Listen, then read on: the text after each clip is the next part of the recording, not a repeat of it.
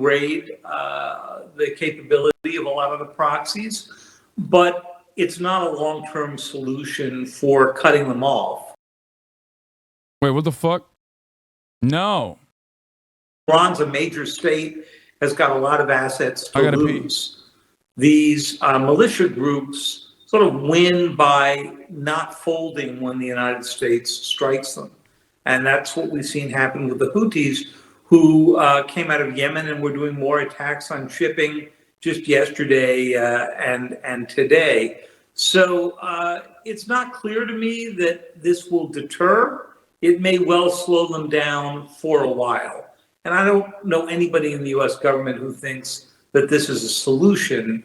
It's a sending of a message, and they think the Iranians, for the reasons Beth raised, are probably receiving that message and trying to tell the proxies to back off for a bit. David, you've written a lot about the targeting of Iran through cyber methods. There is an expectation that perhaps what is happening today and in the coming phases of this is not just kinetic, not just military like we're seeing right now with jets dropping bombs, but there could also be some cyber targeting. What do you think the U.S. is doing on the cyber front vis-a-vis Iran and its proxies right now? Well, the most obvious target for cyber would be some of their command and control. It would be their ability to produce some of these weapons, including the drones, including their missile supplies. But, cyber takes a lot more time and planning. If U.S. Cyber Command has been inside the Iranian facilities for some time, then they could execute a simultaneous strike. But it's not something you can work up in a week or necessarily even a month. It takes a long time to get access. Now, Iran's been a target for so long, presumably they know what some of those accesses are. That could also be part of the next wave. I think one of the reasons that they were using... I'm so brain broken. Every time they say cyber, I can't stop but think that they're saying cyber sex. Their capabilities in the Mediterranean, in the Red Sea, and so forth. So like, that they got that for a second strike. I don't know why. Same thing could be the case for cyber. All right, I want everyone to stand by and bring in Jeremy Diamond, who is in Tel Aviv. Jeremy, what are you learning? Well, I think one thing to keep in mind here as we're looking at this analysis is the fact that it did take the United States 5 days between this attack at an air base in Jordan to when the United States actually carried out these retaliatory strikes. And one of the reasons why that's significant is that it may have given time for Iran, for their militias, their proxies in the region to actually be able to reposition some key personnel as well as equipment. And that may have reduced the effectiveness of these strikes. But what it also may have done is kind of reduce the pressure on Iran to retaliate in a forceful way, in particular, if there was some kind of significant personnel at any of these sites and some kind of a significant killing by the United States in these attacks, something that Iran would have had to forcefully push back on. And so I think as we look at these strikes themselves, what's also significant is what has preceded them. And that is both the United States and Iran doing a lot of signaling in these last 5 days to indicate that while both of them were prepared, were ready to respond to an attack by the other on their proxy forces, on themselves, they also wanted to make very clear that neither of them were really trying to position themselves for a direct conflict. The fuck? That kind of diplomatic dance unraveling over the last several days. I think, as David was saying there, we kind of fell in the kind of medium range option here of where the United States actually fell with these attacks. I mean, we're looking at 85. All power is out. Correspondent Aleppo says a complete power outage in Deir ez-Zor as a result of the American aggression. All power is out. What the fuck is this? British Maritime Trade Operations Authority intense drone activity within 30 nautical miles west of Hodeidah in Yemen. Oh, they're fucking hitting they're hitting Yemen too.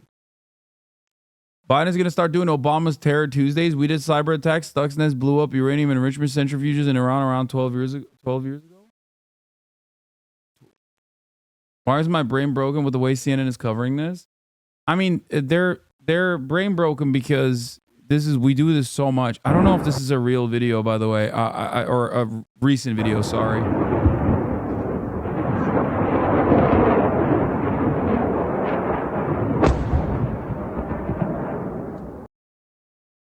Syrians and Iraqis had just started seeing their hard work to rebuild pay off a little, and here comes the U.S. again. Yep. And like, obviously, if you're depending on your level of brain brokenness, you're going to be like, well, Iran's forces should not be at the munitions depots there. And it's like, okay, like they are a regional power. You can make an argument that their interference in these affairs is fucked up. It's still way more valid than America's interference, though. Because the fuck are you doing there? You are like 8,000 miles removed from this shit. Why are you there, dog? To prevent an escalation. I will say that the discussion of attack. Yeah, that video is new. It's from Al Qaim in Western Iraq. The munitions flying off are rockets that got struck and ignited after. Yeah, they're hitting munitions depots. I can't. This one's broken. Like, this stream is broken. Do you guys have another live CNN stream? What do you mean? We're spreading democracy. Hell yeah, baby. So Trump did not. Trump took out a very high-level Iranian official, that was Iraq. Soleimani, but it was not inside Iranian territory. So the idea that anyone does that without considering the much broader implications is just. What's your take on the idea that the Houthis aren't a full-fledged Iranian proxy, and that even if Iran instructed them to stop going after shipping, they still do it? Yeah, they're not a full-fledged. They're not a full-fledged Iranian proxy, but they are backed by Iran. A lot of people misunderstand this, or they think that like what Iran says goes, in the same way that it's. I would go so far as to say that like it's identical to like America and Israel's actions. Okay, like America says do this, Israel will most likely do it if their interests are aligned, because they are. But Israel still has the capacity to go, nah, actually, we're going to keep going hard.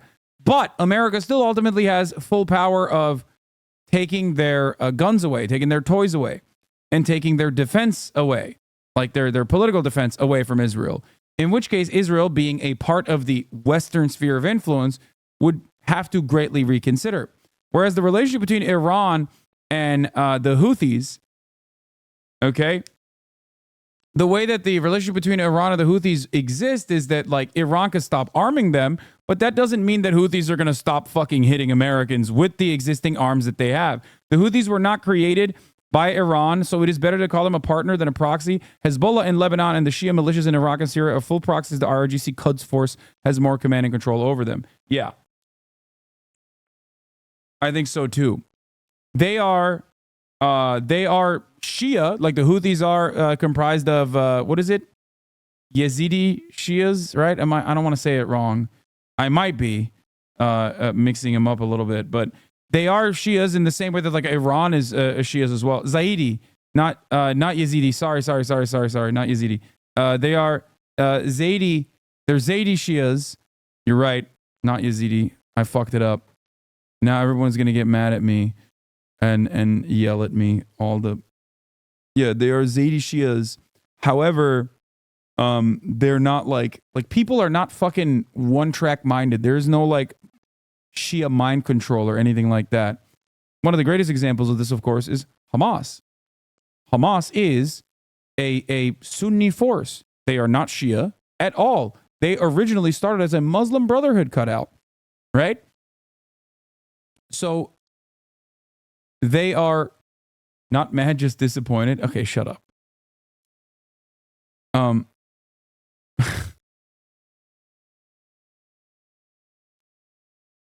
Ultimately,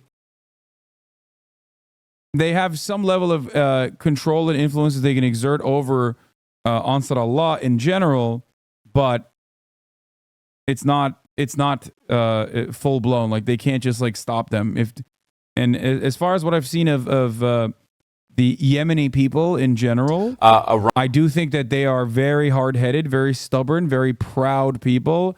And I do think that they will continue to hit, even if Iran was like, don't do it anymore, please. We will not give you weapons. They know, even as long as Israel they know continues. a B-1B bomber is a pretty powerful weapon, right? I mean, I'm sure that there was a fair amount of fear and expectation as to what was to come, and certainly preparation. They had time. Dude, this is QVC shit, by the way. Like, look at this. Look at we're jerking off our fucking B-1B Lancer bomber, capable of Mach 1.2, unlimited range with refueling, holds 24 cruise missiles. This is literally no different than like the what was it?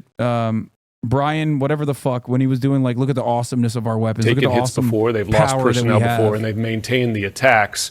But it does seem that Iran, and we know this at least from Iran itself, that they've tried to signal no. They did not, for instance, direct the attacks, the Hamas attacks on October 7th. And by the way, the U.S. intelligence seems to match that, to have assessed that to be true.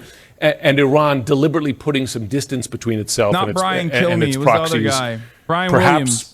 With the intention of preventing themselves from getting attacked. All right, everyone stay with us. I want to bring in a key Democrat on the House Armed Services Committee, Congressman Pat Ryan of New York. He's a U.S. Army veteran who served in Iraq. Congressman, thank you so much for joining us on this very important news. We now know that the Pentagon is saying they've struck more than 85 targets in Iraq and Syria at the start of Pat what Ryan they of New say York, will here to likely give you the be hoorah a shit. series of longer-term, perhaps larger-scale strikes on these militias that are backed by Iran. What's your reaction to what you've seen so far? Well, Iran needs to fully understand, and I think they're beginning to, if you take the lives of American soldiers, there will be swift and strong consequences. And that's what we saw, at least the first sort of volley of here. And I also just think it's important to acknowledge those brave. Yeah, dude, Iran had no idea that America would retaliate. They certainly were like, surely America won't fucking blow up positions in Syria and Iraq. At deterring this mosaic of Iran-backed. What happens to like my Iraqi and Syrian chatters? Like, well, what do they do? What is their fault? They're like fucking scared shitless. What did they do? They didn't do shit. Decades now, and I fought them myself for 27 months in combat in Iraq, where they killed some of my close friends and fellow soldiers. We need to make clear coming after U.S. soldiers is unacceptable. I think this is an important first step, but as the president said, and I expect that we will see more to come. What about the concerns over escalation? There are no strikes, as we know, inside Iran tonight, but Iran has some extremely powerful proxies outside of Iraq and Syria, namely Hezbollah in Lebanon, the Houthis in Yemen. Do you think that there's a chance that they ratchet things up as a result of what's happening right now? I think it was a really important decision by the president to specifically strike the IRGC, Iranian Revolutionary Guards Corps, and the Quds Force. These are really the puppeteers. Yeah, they're doing this is the most precise. Guys, we are so precise. So get ready for the libtards on Reddit and all over Twitter to like defend these acts, to be like, dude, it's the most precise. Fuck around and find out. Fafo, dude. Fafo.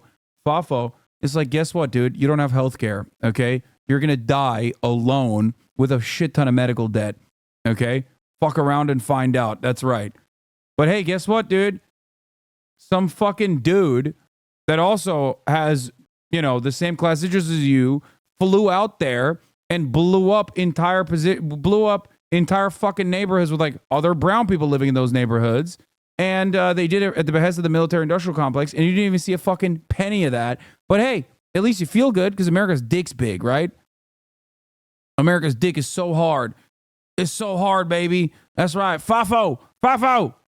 Congressman, when you look again at what was struck by these bombers in Iraq and Syria, some 85 targets, 125 precision munitions, you touched on it off the top. What else do you think the Defense Department should be doing in the coming days in terms of other targeting?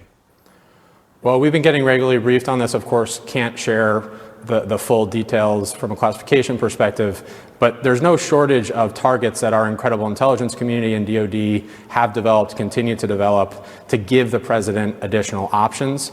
And I think it's all about getting that calibration right. I think this seems to be, from what we know, one of, if not the most significant. It's pretty funny also that like they literally recognize, at least there's enough people in the State Department that recognize that like America's actions such as this one greatly contribute to the Iranian influence in the region growing. Why are there so many IRGC positions in Iraq and Syria? Is a question one must ask itself. Okay? It is almost identical to why the Palestinian population basically supports Hamas unconditionally whenever Israel is fucking attacking them. How do you think this happens? How? The only time de-escalation has occurred in this region is usually through collaboration. Okay? Collaboration with the Iranian forces. That's it. The idea that these guys are like all barbarian, bloodthirsty monsters that cannot be reasoned with is a continuation of the dehumanization propaganda that Israel engages in whenever they talk about fucking Palestinians. Okay? This is a whole ass state. You're out of your mind at that point. In the facts. So this is all linked is really what I'm saying. And what needs to happen, number one, in Gaza is the return of the hostages, our American citizens and Israeli citizens, and a real defeat of Hamas. That's why, by the way, we need to even more urgently get this funding flowing to our partners, not only in Israel, but in Ukraine and Taiwan. The world is watching. Putin is watching, as well as the Iranian regime, and our allies are watching too, what our resolve is. And so this is an important step to signify our resolve. Yeah, without question, it is all interconnected, and there are a lot of parties that are watching. Congressman Pat Ryan of New York, thank you very much. I appreciate it. Thanks. I want to get straight back to our Oren Lieberman at the Pentagon. Oren, you have an update. Yeah, America keeps going, oh, dude, we got to destroy the Ayatollah. We got to destroy the Ayatollah. And then they do everything in their motherfucking power, basically, to make this a popular dude. These guys have one speed. Okay, the Iranian theocracy has one speed, okay, and that is fuck America. We're the guys who are going to do our very fucking best to fuck America up, okay? They got nothing else, dude. That's what they're riding for. That's what they got. That's the only thing they have. That's all you're doing. And Israel, ironic because many of those people also understand Israel as an extension of the United States of America. Okay? It makes no goddamn sense unless you believe that permanent war is the only way that we can have some semblance of an economy. That's it, dude. That's it. Every single person that constantly talks about it, like, oh my God, like, the Iranian regime, we have to deal with the Iranian regime. Yeah, let's put sanctions on Iran. Yeah, let's make the conditions worse for Iranian people. Well, they recognize that you are the reason why the conditions are bad. So now all of a sudden it's your fault again. So if you understand how the situation works for the Palestinians in Gaza, for example, and you're like, not shocked why the Palestinians in Gaza don't fucking shit on Hamas, but instead hate Israel way more than they hate Hamas, then you should understand it is an identical parallel with respect to our dumb fuck Americans who are celebrating this shit right now, not realizing that, like, we are the Israel of the situation. Israel is the America in that situation. This is how you let extremist factions continue to dominate permanently, because you are objectively worse than them. Okay? To an American, we don't understand that. People go, what do you mean, Hasan? We're worse than the Iranian regime? They fucking kill people. They kill protesters. Okay? So does America. America goes over there to kill motherfuckers over there. They're killing their own people. There is no circumstance, unless someone is like directly related to the State Department or some shit, unless they're like literally like a part of the MEK or whatever, there's no world in which someone who lives in Iran is going to look at that and go, I know these bombs are being dropped on me, let's say, right? Which we're not bombing Iran directly, but, or Syria or Iraq, when you see American bombs being dropped in your neighborhood to blow up a munitions depot, okay? No fucking Syrian or Iraqi person is going to look at that and go, well, you know who I hate the most, though? in this situation? Iran. No. They're going to hate you. You're the one bombing them. Why the fuck wouldn't they hate you? It makes the most sense to hate you.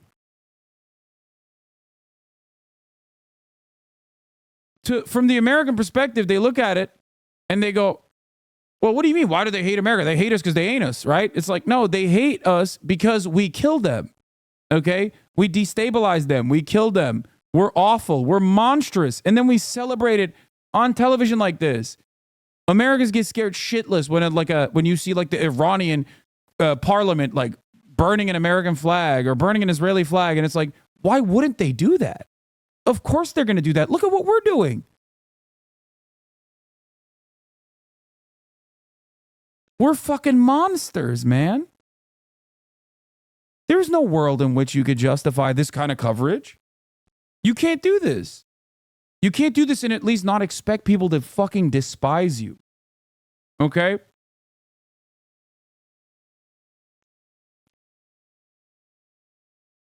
Forces, their reasoning so as not to embarrass the Iraqi government. But another group that has carried out multiple attacks on U.S. forces, the Al-Nujaba movement, have said they'll keep attacking U.S. forces. So there's no one clear answer about where Iranian-backed militias go from here. That's something we'll have to see, especially after these broader strikes. Do they have the... That's reductive. The Iraqi Syrian MGs were in favor of us when we were cleansing ISIS. Yeah. You know what's funny about that? You said that's reductive. Except you know who else was fucking cleansing ISIS? The Iranian Revolutionary Guard and the subsequent proxy militias that they created. So what do you mean? Yeah, exactly. The notion that like we welcome them as heroes in our country is a silly one because no, they did not welcome Americans as liberators, okay? They see America as the responsible party for ISIS to exist to begin with. Of targeting that could come in the next few days, the next few weeks, this multi-stage operation that they've been talking about for several days now. Would you expect that to broaden out beyond this area that we've been talking about, that this border between Iraq and Syria, to elsewhere in the Middle East? I think it's possible that it could expand a little bit beyond where we are. So we talked a little bit earlier about the Euphrates River Valley being kind of the center of this operation, at least that appears to be the case at the moment. What I was thinking about as we were putting the maps up on, in the graphics on the screen here. Yeah, that's not true. The U.S. was not welcomed. The other thing that and we Syrians could potentially do. Iraq is a Syria's 10,000% supported regional forces, not the U.S. I'm a fucking Iraqi. I know. Of course they didn't. Of course they didn't fucking welcome the American forces. The American forces did the exact same shit that the Israeli occupying forces doing to that population. Okay? Here's the sad reality. The veterans in this chat will unironically defend that and will tell you that that is what I'm saying is true. The veterans that you know, ask them. Maybe some of them will be honest. Maybe others will lie to you. But the reality is, we were the Israeli occupying force of Iraq and Afghanistan. Okay? So why the fuck would the local population look at that and go, oh, it's sick, sir. Thank you. Would you be comfortable? It's just hard. It's hard to conceptualize this. Okay, it's hard to conceptualize this as an American citizen. So like I have no analog. I have no way of like helping you conceptualize this level of like violence and fear, right? Because like if I tell you like, what if the Chinese invaded America and had like a tremendously superior military, like infinitely more superior, just eviscerated our air defense. They have air superiority. We have no way to retaliate against that, right?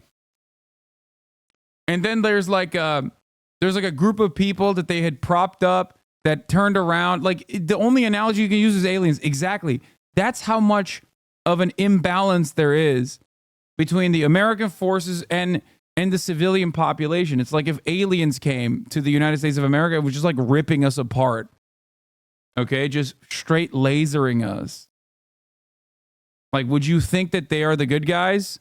Maybe there was also another militia force that was created that was also fucking awful, okay, and violent, and then the aliens started killing them.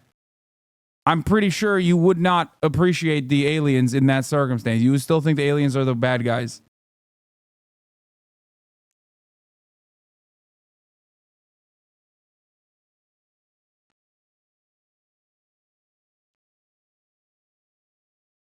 Lloyd Austin put out a laughable statement. Yeah, he said that there's more to come, right? Which included 85 targets in Iraq and Syria that Iran's Islamic Revolutionary Guard Corps and affiliated militias use to attack U.S. forces. As the start of our response, the president has directed additional attacks to hold IRGC and affiliated militias accountable for their attacks on the U.S. and coalition forces. These will unfold at times and places of our choosing. We do not seek conflict in the Middle East or anywhere else, but the president and I will not tolerate attacks on American forces. We will take all necessary action to defend the United States, our forces, and our interests.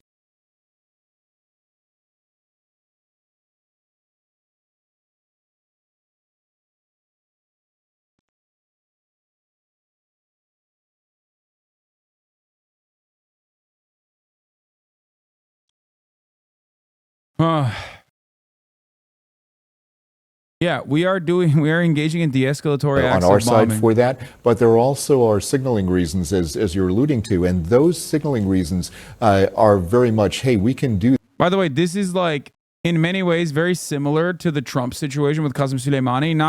Not as like out of pocket as Qasem Soleimani for sure, but depending on Iranian restraint in this circumstance, either this launches into broader conflict, or if they consider this retaliation to be like enough, I guess, and proportional, it's entirely dependent on the Iranian response here. Whether this, like, it's Iranian restraint that will stop this from turning into World War III, and not America is what I mean.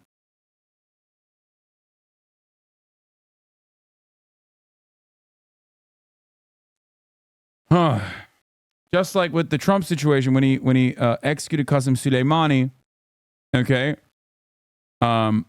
The reason why it did not turn into a much larger issue was directly a consequence of Iranian restraint. Well, I guess they weren't super restrained. They blew up that fucking aircraft, the airplane.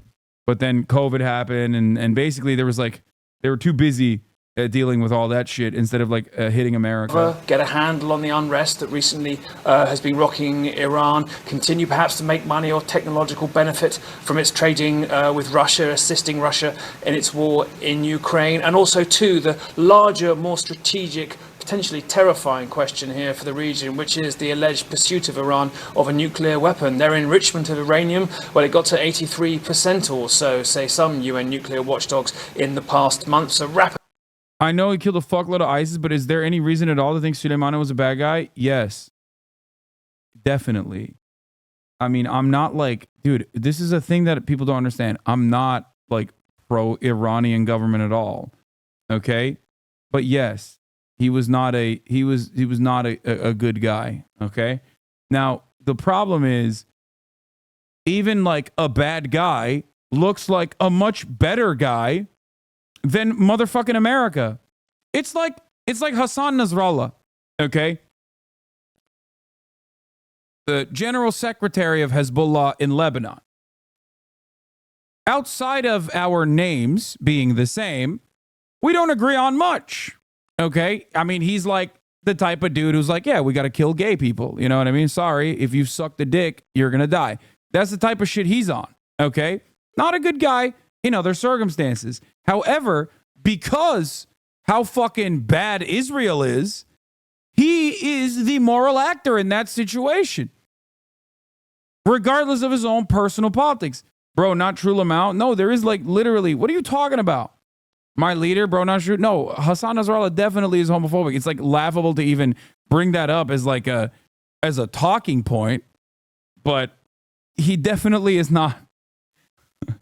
Come on, dog. He definitely is not like, yeah, but not like that. Yes, like that. Not like he's executing gay people in the streets. I'm not saying that at all. Okay, I'm not saying that. But like, yeah, more like here's the legal processes in which like if you are found to be guilty of being gay, you will be put to death type situation, not like we're going to throw you off the building because we suspect you of being gay. It's a little bit more streamlined than that, but it doesn't matter because that's not the point.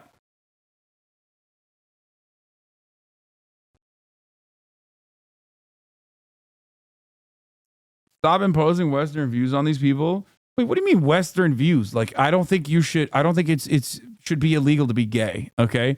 That's fucking idiotic. That's not a Western perspective. That's just my perspective. Okay. However, in this circumstance, it doesn't mean anything. Okay. Because you know who kills way more gay Arabs? Okay. Israel. What do you think? You think they're making a distinction when they're fucking bombing Palestinians, when they bomb their fucking schools, when they bomb their hospitals? Or they're like, are there gay Palestinians in here? We can't kill them. Yeah, he led forces that participated and coordinated the killing of tens of thousands of Iraq and Syria between 2012 and 2018. He was the key to Aleppo bombings. Assad and his forces killed many Sunni Muslim civilians in Iraq and Syria who they claim were terrorists as they lived in areas under ISIS control.